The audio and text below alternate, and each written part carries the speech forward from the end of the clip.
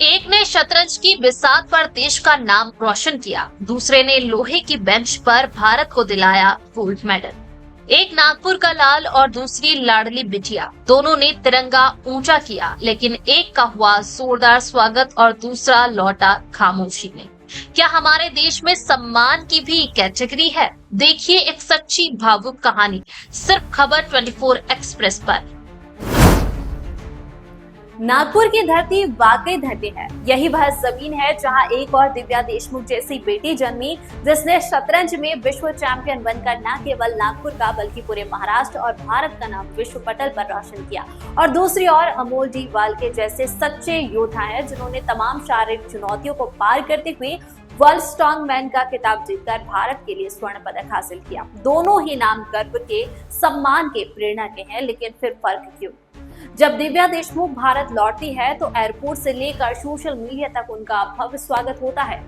माला, मुकुट, मीडिया की सुर्खियां, फोटो सेशन, सब कुछ होता है। और यह सब होना भी चाहिए, क्योंकि जिन्होंने भारत को गौरवान्वित किया है। लेकिन अमोल वाल्के के साथ ऐसा क्यों नहीं होता? क्या इसलिए क्योंकि वे दिव्यांग है, या इसलिए क्योंकि वे किसी राजनीतिक पृष्ठभूमि से आते हैं? सच तो यह है कि सम्मान की पात्रता उपलब्धियों से तय होनी चाहिए, परिस्थितियों से नहीं। थाईलैंड के पटाया शहर में आयोजित 12वीं वर्ल्ड स्ट्रॉन्ग लिफ्टिंग और इंक्लाइन चैंपियनशिप 2025 में जब 12 देशों के खिलाड़ी मैदान में उतरे, तब भारत की ओर से दिव्यांग वर्ग पैरा में नागपुर के अमोल डी वाल्के ने प्रतिनिधित्व किया। Bharat, Nepal, Kazakhstan, Uzbekistan, Pakistan, Kyrgyzstan समेत 12 देशों के खिलाड़ियों के बीच उन्होंने 108.25 किलो वजन उठाया, वो भी अपने महज 65 किलो शरीर के साथ। तीनों राउंड में बेहतरीन प्रदर्शन कर उन्होंने स्वर्ण पदक जीता और साथ ही उन्हें वर्ल्ड स्ट्रॉन्ग मैन ट्रॉफी से नवाजा गया। इतना ही नहीं, उनका नाम वर्ल्ड रिकॉर्ड में भी दर्ज हुआ। दिव्या देशमुख ने शतरंज की बिसात पर चाल चली और इतिहास रच दिया। वहीं अमोल वाल्के ने लोहे के बोझ को अपने हौसले से हल्का कर दिया और दुनिया को दिखाया कि इच्छा शक्ति सबसे बड़ी ताकत होती है।